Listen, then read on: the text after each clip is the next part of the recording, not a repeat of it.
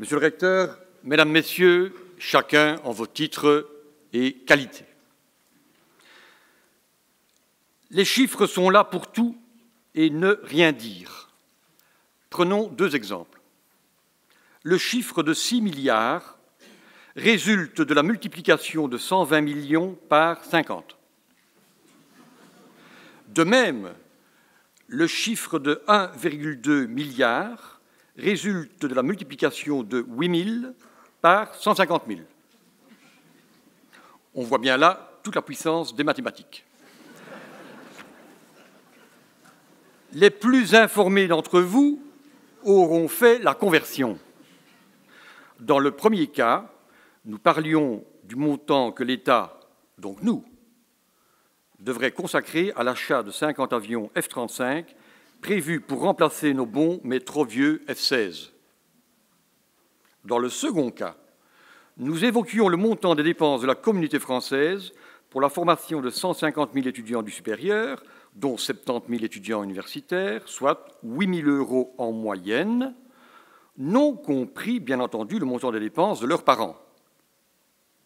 Une précision s'impose. Le montant fédéral de 6 milliards pour ces avions est quand même inférieur, voire bien inférieur, aux 6,4 milliards et 9,5 milliards consacrés respectivement par les communautés françaises et flamandes aux dépenses d'enseignement et de recherche scientifique.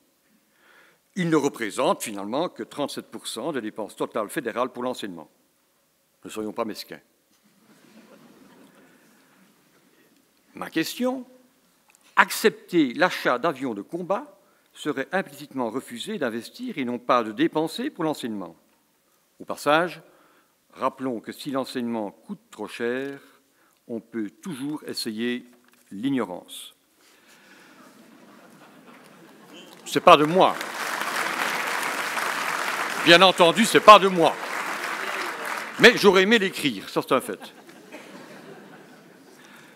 Nos élus, et donc nous, puisque pour eux nous avons voté, ne seraient-ils pas en train de poursuivre une politique inflationniste de la qualité de l'enseignement? Je n'évoquerai à ce propos ni le classement PISA, à savoir le Programme for International Student Assessment, ni celui de l'université Jiaotong de Shanghai. L'université comme ascenseur social, d'accord, mais quand il y a trop de personnes dans l'ascenseur, le câble risque de se rompre. Notre objectif est l'excellence. On ne cesse de nous le répéter, mais si les moyens ne sont pas adaptés à l'objectif, ce dernier ne peut être atteint. On ne va pas sur la Lune en hélicoptère.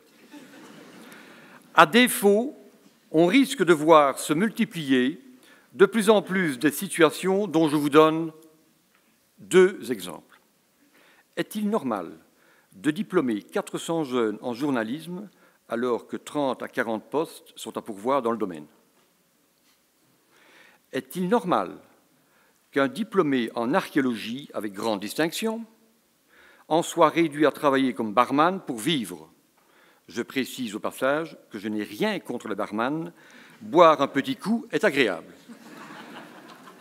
Les pouvoirs organisateurs de l'enseignement supérieur ne devraient-ils pas adopter un parler vrai en ce qui concerne les débouchés? Bien entendu, par moyens, nous n'entendons pas que des euros sonnants et trébuchants. Nous entendons aussi les moyens humains et les méthodes. L'enjeu, loi de financement oblige, est de rendre les filières plus sexy, fût-ce à coup de MOOC. Vous savez, ces Multiple Online Open Courses, ou si vous préférez, les CLOM, ces cours en ligne ouverts et massifs.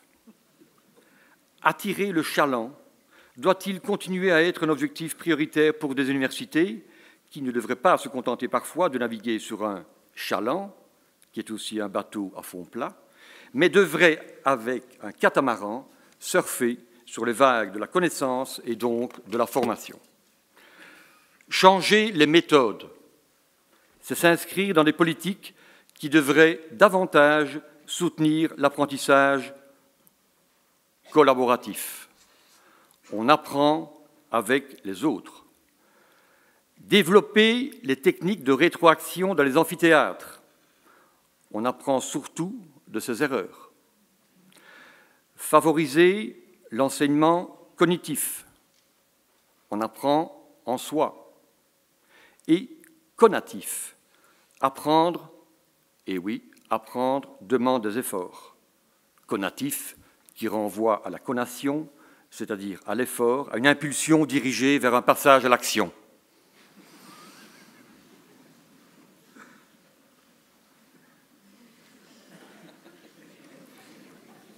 Si je marque une pause, c'est pour faire passer un message fort à mes collègues. Il faudrait qu'ils prennent l'habitude d'enseigner 5 minutes de moins, ce qui permettrait automatiquement aux étudiants d'apprendre pendant 5 minutes de plus.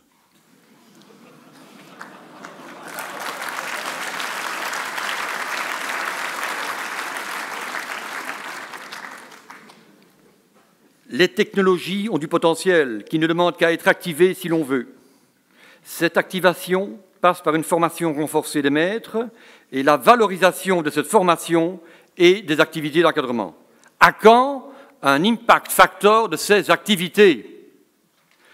Si tel n'était pas le cas, il ne faudrait pas s'étonner que de plus en plus d'enseignants se posent la question de savoir à quoi ils servent encore, d'autant que le souffle du 10 sur 20 est entré d'enlever à certains les derniers cheveux qui leur restent sur la tête. Ma conclusion approche. Elle va me permettre de faire le lien entre mon hashtag de ce jour, à savoir imposture, et un autre, à savoir démocratie. Faire croire aux universités qu'elles sont capables de former des jeunes sans leur en donner les moyens aux universités. Faire croire aux parents que le diplôme chèrement acquis, au sens propre et figuré, chèrement acquis, et cela dans tous les sens du terme, va permettre à leur rejeton de gagner sa vie.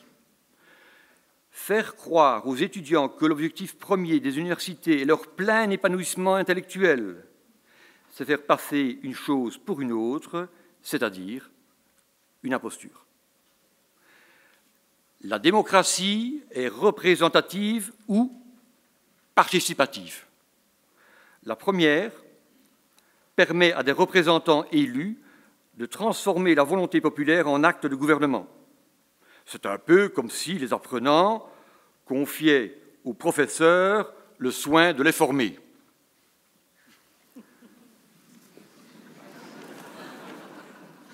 La démocratie peut être aussi participative.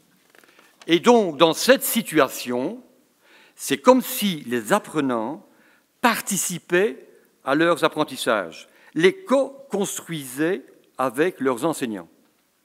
Classe inversée, vous avez dit classe inversée. Voilà, j'en ai fini. Dénoncer un problème, c'est déjà vouloir trouver une solution. Merci, Monsieur le Recteur, de nous avoir donné la parole. Merci à vous de m'avoir écouté et peut-être entendu.